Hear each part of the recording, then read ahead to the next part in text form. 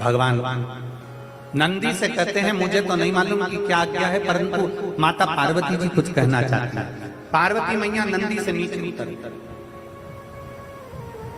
भगवान ओगड़दानी भगवान शंकर भी नंदी से नीचे उतर गए। पार्वती जी भगवान देवादिदेव महादेव का हाथ पकड़कर एक वट वृक्ष की छांव में लेकर चले। एक वट वृक्ष की छांव। शिव महापुराण की कथा कहती है जिंदगी में कितना भी दुख आकर खड़ा हो जाए, कितनी भी तकलीफ आकर खड़ी हो जाए, कितना भी कष्ट आकर खड़ा हो जाए, आप कर्जे में लगा लूम भी हो जाओ, कितना भी जिंदगी में कर्जा बढ़ जाए, शिव महापुराण की कथा कहती है पर अपनी हिम्मत मत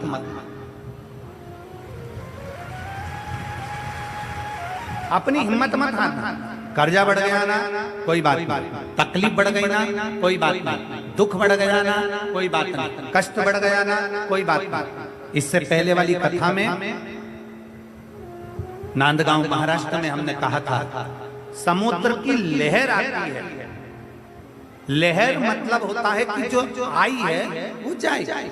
समुद्र की लहर आती है चली जाती है, नदी की लहर आती है चली जाती है। उसी तरह शिव महापुराण की कथा कहती है दुख तकलीफ कष्ट की भी लहर आती है और एक ना एक दिन वो दुख और तकलीफ की लहर भी चली जाती है। बस आपका जो भीतर का विश्वास है वो दृढ़ होना चाहिए, आपके भीतर का जो बल है वो दृढ़ होना चाहिए, आपके भीतर का जो भरोसा है वो दृढ़ होना चाहिए, आपके भीतर का जो विश्वास है वो दृढ़ होना चाहिए। जब हमारे भीतर का विश्वास दृढ़ होता है तब हम बड़ी से बड़ी तकलीफों को हरा सकते हैं। दुख की घड़ी में क्या करना है, तकलीफ की घड़ी में क्या करना है। शिव महापुराण में एक शंकर भगवान के शिवलिंग का वर्णन आता है बटकेश्वर महादेव। कौन से महादेव हैं?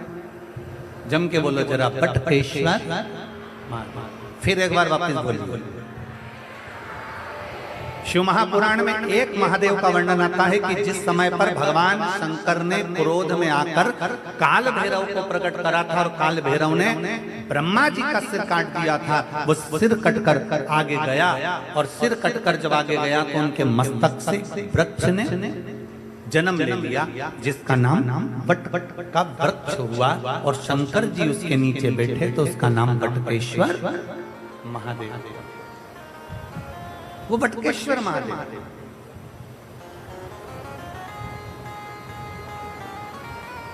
कभी अगर मौका लग जाए और कोई आपसे कह दे कि बहुत कर्जे में लगा लूम हो गए, बहुत तकलीफ में पड़ गए, बहुत कष्ट में पड़ गए, प्रयास करना। अगर कर्जा ज्यादा है तो मेहनत ज्यादा करना, कर्जा ज्यादा है तो कर्म ज्यादा करना है, कर्जा ज्यादा है तो रात दिन एक करना है, कर्जा ज्यादा है तो आप तकलीफों में घिरे क्यों हो, क्योंकि कर्जा होने के बाद आप मेहनत कम कर देते हो। कर्जा हो गया मेहनत को 4 गुना बढ़ाओ, कर्जा हो गया अपनी लगन को 4 गुना बढ़ाओ, कर्जा हो गया अपने कर्म को 4 गुना बढ़ाओ और साथ में अपनी मेहनत को बढ़ाते बढ़ाते बट वृक्ष के नीचे 1 लोटा जल शंकर भगवान को चढ़ाना प्रारंभ करो और बड़ थोड़ी सी जड़ लाल वस्त्र में लेकर अपनी पर्स में या अपनी जेब में या अपने संदूक में या अपनी अलमारी में उसको रखो। प्रतिदिन बड़ के पेड़ के नीचे जाकर अगर शंकर जी नहीं भी हैं तो बड़ के पेड़ के नीचे बटकेश्वर महादेव का नाम लेकर अगर हम 1 लोटा जल समर्पित करते हैं तो कर्जा कुछ ही दिन में चूकता जरूर है और लक्ष्मी की आवक बढ़ती है। बटकेश्वर महादेव इसमें केवल बड़ के पेड़ के नीचे जल चढ़ाना नहीं, अपनी मेहनत को 4 गुना करना, अपने परिश्रम को 4 गुना करना, अपनी लगन को 4 गुना बढ़ाना, अपने कर्म को 4 गुना करना। जितनी मेहनत आज तक करते थे उस मेहनत को दुगना बढ़ा लीजिए, 4 गुना बढ़ा लीजिए और फिर आगे बढ़ जाओ। फिर कहीं ना कहीं परमात्मा तुम्हें संभाल लेगा। शंकर को चढ़ाया गया जल तुम्हें संभाल लेगा, शंकर को चढ़ाया गया एक जरा सा जल भी तुम्हें संभाल लेगा।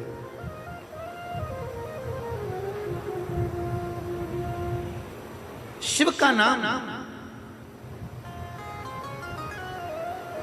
हम तो आप लोगों से भी कहेंगे,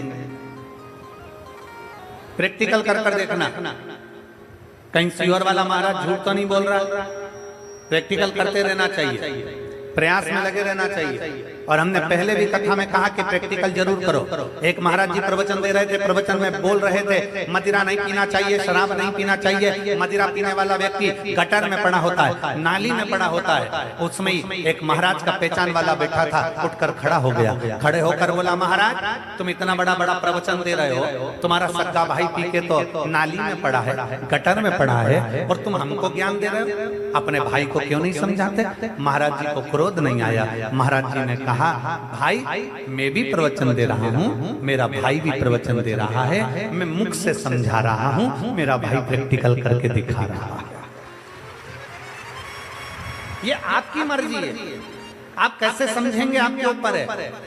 प्रैक्टिकल जरूर करना चाहिए। सीहोर वाले महाराज ने कहा हम प्रैक्टिकल कर देखते हैं। सीहोर वाले महाराज ने बोला हम जरा कर देखते हैं। और प्रयास करो, एक बार प्रैक्टिकल जरूर करो। जिस दिन बहुत बड़ी समस्या में घिरे हुए हो, बहुत बड़ी तकलीफ में घिरे हुए हो, घर में से एक लोटा जल भरो, बड़का पेड़, बड़का वृक्ष जहां हो वहां पहुंच जाओ, 2-3 मिनट हाथ में जल लेकर बैठो, और बैठने के बाद अपने मन की कामना कर बटकेश्वर महादेव के नाम से बड़ वृक्ष की जड़ में जल डाल दीजिए। 2 दिन 3 दिन अगर तुमने जल चढ़ाया, कितनी बड़ी भी समस्या होगी उसकी राह मिलेगी जरूर, और भोलेनाथ हाथ पकड़ेंगे। बटकेश्वर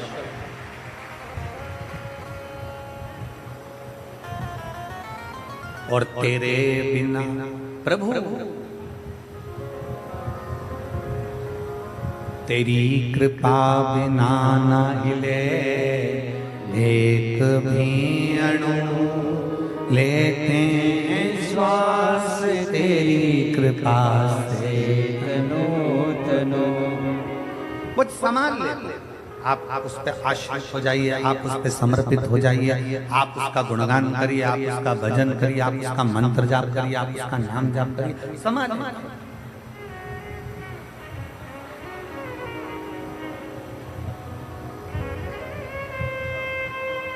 बीमार होते हो,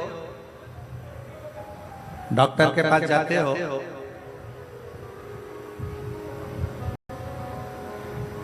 डॉक्टर आपसे कह देगा तुम्हें बड़ी बीमारी हो गई है, शरीर में कष्ट है, दवाई से ठीक होना है कि ऑपरेशन कराना। डॉक्टर पूछेगा, डॉक्टर बोलेगा आपको दवाई से ठीक होना है कि ऑपरेशन कराना। मान लो एकदम तुम डॉक्टर के पास पहुंच गए और डॉक्टर ने कह दिया कि तुम्हारे को ऑपरेशन करना पड़ेगा, तुम्हारे घुटने का ऑपरेशन करना पड़ेगा, तुम्हारी हड्डी का ऑपरेशन करना पड़ेगा, तो तुम डॉक्टर साहब से कहोगे डॉक्टर साहब ऑपरेशन मत करिए, थोड़ा दवाई दे दीजिए ना, दवाई से ठीक हो जाए तो अच्छी बात। बोलो सही है कि गलत है? एकदम तो ऑपरेशन नहीं करा लो। डॉक्टर साहब हमारा ऑपरेशन मत करिए, थोड़ी दवाई दे दीजिए। डॉक्टर बोलेगा क्यों? अच्छी दवाई दे दो जिससे मेरा रोग ठीक हो जाए, अच्छी दवाई दे दो जिससे मेरी बीमारी ठीक हो जाए। डॉक्टर पूछेगा तुम ऑपरेशन कराओगी या दवाई खाओगी, तो उसमें से 2 ऑप्शंस में से एक ऑप्शन आपको चुनना है। डॉक्टर से कहना डॉक्टर साहब मुझे दवाई दे दो, ऑपरेशन मत करिए, क्योंकि ऑपरेशन करोगे तो शरीर बेकार होता चले जाता है। ऑपरेशन से शरीर बेकार हो जाता है।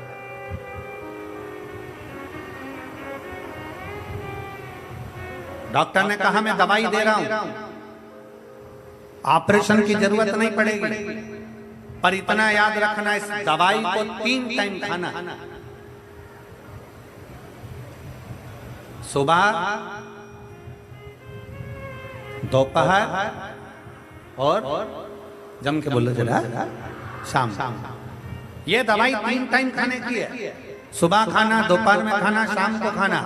सुबह की दवाई को पानी से ले लेना, दोपहर की दवाई को भोजन के बाद ले लेना, और शाम की दवाई को सोने से पहले ले लेना। ये 3 दवाई मैं तुझे दे रहा हूं। रेगुलर खाना, 1 महीने तक खाना, 1 महीने के बाद मैं जांच करूंगा कि ऑपरेशन की जरूरत तो नहीं है। 1 महीने तक तुमने दवाई खाई, दवाई खाने के बाद डॉक्टर के पास गई, डॉक्टर साहब देखो मेरे को ऑपरेशन की जरूरत तो नहीं। डॉक्टर ने जो मेरी बहू आए तो बहुत अच्छी आए, समझदार आए, समझ के अनुकूल आए, सम्मान करे, आदर करे, सत्कार करे। और फिर निवेदन करूंगा इस व्यासपीठ के माध्यम से, हापुड़ की इस पवित्र भूमि से, नवरात्र के पावन अवसर पर ना कभी सास बुरी होती है, ना कभी बहू बुरी होती है। मेरा कोई बेटी कभी बुरी नहीं होती, ना सास बुरी है ना बहू बुरी है। बहू अगर बुरी होती तो सास अपने जेवर तोड़वा कर शादी में बहू के लिए जेवर नहीं बनवाती, और अगर बहू बुरी होती तो अपने पिता का घर छोड़कर तेरे घर नहीं आती। दोनों बुरी नहीं, बुरी दोनों नहीं है, बस थोड़ा सा समय का चक्र, थोड़ा सा समय ऐसा आ जाता है जिस समय के अंदर व्यक्ति को थोड़ा सा काल चक्र घेरने लगता है, तो घर में थोड़ा मन मिल नहीं पाता, स्थिर नहीं हो पाता, तो विवाद खड़ा हो जाता है। इसलिए शिव महापुराण की कथा कहती है कि थोड़ा बेकार जो समय चल रहा है, काल चक्र जो चल रहा है, गलत समय चल रहा है, इसको थोड़ा सा दूर हट जाए, उतना इंतजार करो।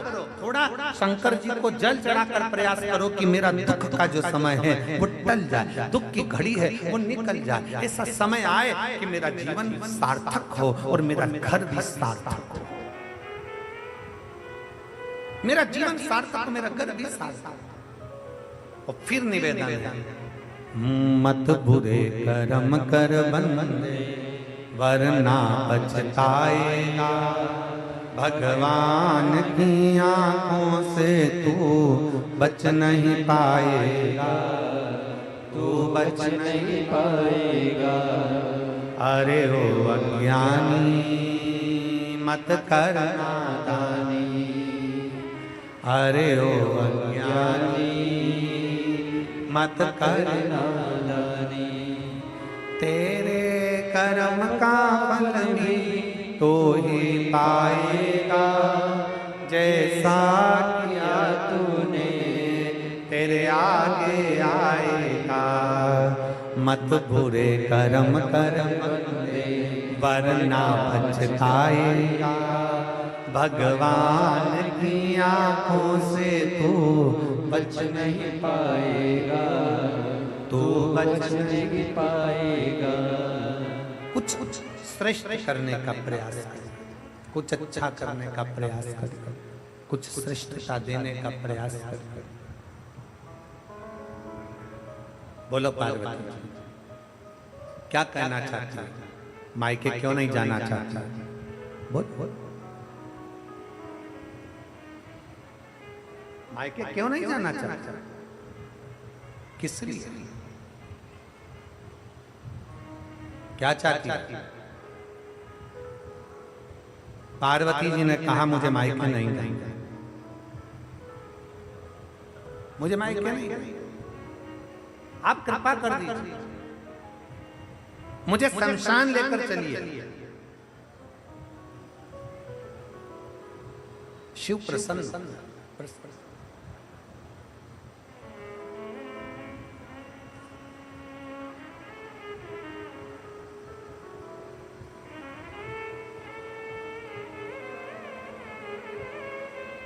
मेरे ओघड़दानी कब क्या कृपा करते हैं, मेरे शंकर कब करुणा कर देते हैं ये मालूम नहीं पड़ता। पार्वती जी आज बड़े आनंद में बोल रही हैं, मुझे कैलाश, मुझे शमशान जाना, और दुनिया का केवल एक ही स्थान है जहां अमीर गरीब सबकी शान सम है, इसलिए उसका नाम सम शान है।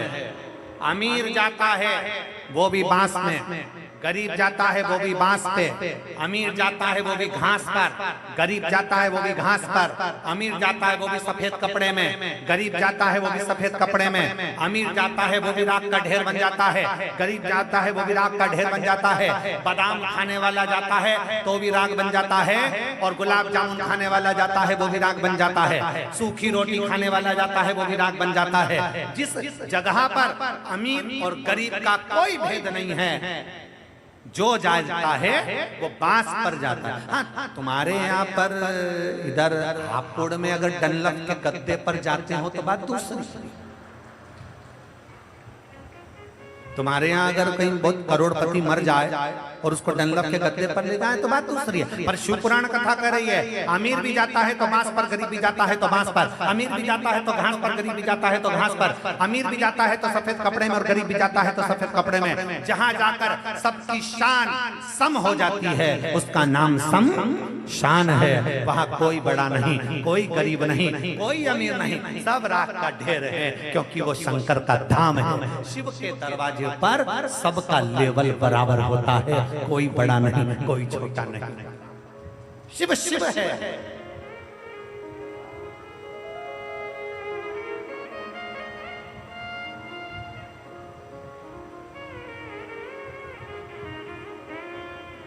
आप लोग तो गंगा जी के पास में रहते हो। गंगा पैसे वाले को ज्यादा पार लगाती है कि गरीब वाले को ज्यादा पार लगाती है? बोलो जरा जल्दी से बोलो, बोलो जम के हापुड़ वाली जी। गंगा पैसे वाले को पार लगाती है कि गरीब को पार लगाती है? शिव महापुराण की कथा कहती है गंगा ना पैसे वाले को पार लगाती है ना गरीब को पार लगाती है, गंगा तो भगवान की भक्ति करने वाले को पार लगा देती है।